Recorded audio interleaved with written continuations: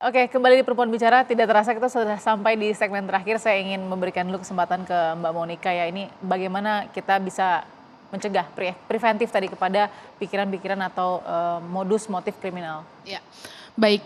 Mengingat gitu ya Mbak ya bahwa fenomena penculikan anak ini akhirnya menimbulkan fear of crime yang sangat luar biasa sekarang ini terutama kepada kita ibu, kaum perempuan gitu ya. Harus disiasati juga dengan upaya melakukan preventionnya seperti apa. Yang pertama adalah yang mau saya sampaikan secara sosial. Social crime preventionnya terutama dari keluarga dulu ya. Dari orang tua terutama. Bagaimana orang tua bisa mengajarkan kepada anak gitu ya. Misalnya kalau ada orang yang tidak dikenal dan segala macam stranger, walaupun dia mengiming-imingi permen, makanan kesukaan dan segala macam, please say no. Atau mungkin teriak gitu ya, agar orang tahu bahwa ada situasi kamu tidak dengan orang yang kamu kenal gitu ya.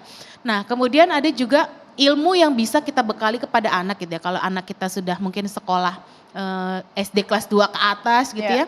Kita bisa mengajarkan upaya melakukan perlawanan sih Mbak kepada orang-orang yang dianggap mau mendekat atau mau istilahnya menculik dan segala macam, entah itu melakukan penyerangan fisik gitu ya, tendang, gigit atau segala macam upaya pembelaan diri secara fisik. Itu bisa kita ajarkan karena mereka sudah mengerti gitu ya usia 2 SD ke atas.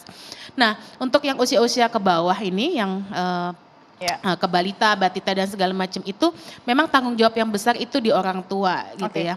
Kalau usia-usia sekolah, PAUD atau playgroup atau TK mungkin bisa bekerja sama dengan sekolah gitu ya, tadi komite-komite sekolah. Upayanya mungkin dalam hal antar jemput anak misalnya ya, sekolah tidak akan merilis anak ketika pulang sekolah kalau bukan orang tua yang menjemput. Kalau bukan misalnya orang tua sudah menginfokan wali siapa yang harus menjemput. Kalau perlu pakai kartu akses gitu ya, tanda pengenal gitu untuk menjemput anak pulang sekolah itu. Kemudian secara sosial lagi di tengah-tengah masyarakat gitu ya, bahwa masyarakat harus aware sebenarnya dengan kegiatan anak di sekitar kita. Tapi kita juga tidak bisa menutup, walaupun lingkungan sekarang gitu ya, individualis banget kadang sama tetangga kita tidak saling kenal karena lingkungan perumahan dan segala macam. Tapi yang perlu diutamakan adalah bagaimana masyarakat di ruang-ruang terbuka pun aware terhadap situasi-situasi ketika ada keganjilan nih. Anak kok kayaknya sama orang yang tidak nyaman, tidak biasa dan segala macam. Nah, secara situasionalnya ya banyak yang bisa kita lakukan ya Mbak ya, mempercayakan anak kepada orang-orang terdekat kita gitu ya untuk melakukan kegiatannya sehari-hari, kurang lebih seperti itu. Terima kasih Mbak Monik, saya kasih kesempatan ke Mbak Irma dulu, silakan.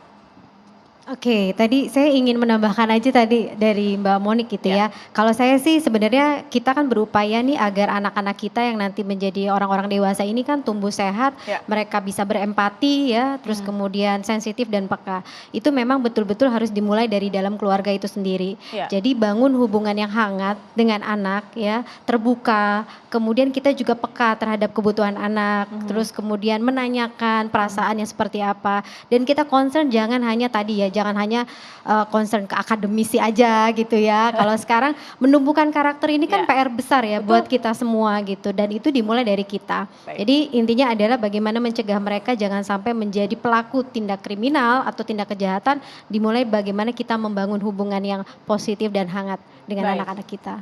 Ibu Sri silakan. Saya barangkali melengkapi, penculikan tidak selamanya oleh orang asing. Banyak juga oleh orang-orang terdekat, orang-orang yang dikenali. Artinya apa?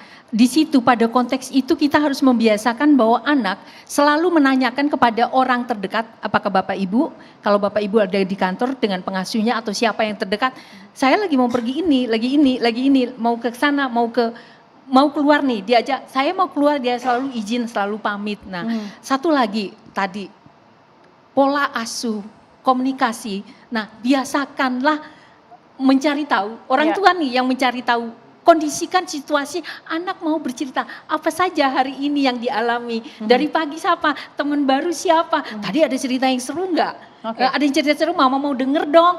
Ada teman yang disenangi. Jadi kita yang mancing, ketika kita biasanya ibu atau pengasuh itu dibiasakan untuk aktif memancing anak untuk bicara, memancing anak untuk mengemukakan pendapat. Dan satu tadi menegaskan kepada Mbak Monica. Bukan hanya soal penculikan, termasuk soal kekerasan seksual, itu anak sudah mulai dari kecil diwajibkan untuk mengatakan, jangan bilang mau ini terserah mama, jangan. Kok terserah mama, kamu yang milih, katakan apa yang ada di dalam hatimu. Kalau itu tidak suka pilih yang lain silahkan, tapi apa alasannya. Jadi dibiasakan dialog sama anak itu. Penting ya tegas tapi terbukalah, itu barangkali itu sih. Terima kasih Bu Sri, saya kasih kesempatan ke Ibu Ai, silakan. Iya, memampukan anak untuk memberi pandangan, menyampaikan pikiran, menyampaikan apa yang dia rasakan, itu bagian dari hak loh. Nah ini yang harus kita tunaikan, kita berikan dukungan, kita berikan lingkungan situasi kondusif yang membuat anak ini mampu. Nah di sini ada tantangannya pola asuh, edukasi gitu ya. Dan di satu sisi memang anak-anak ini unik. Penerimaan orang tua terhadap situasi anak yang unik, ini yang harus terus diberikan langkah-langkah penguatan. Bukan berarti anak kok bertemu dengan orang baru kok dia pendiam, anak kita jadi pemalu, anak kita ini jangan-jangan tidak suka bergaul. Itu adalah suatu antibodi anak secara alamiah yang kita harus berikan ruang yang kita arahkan supaya menjadi lebih baik.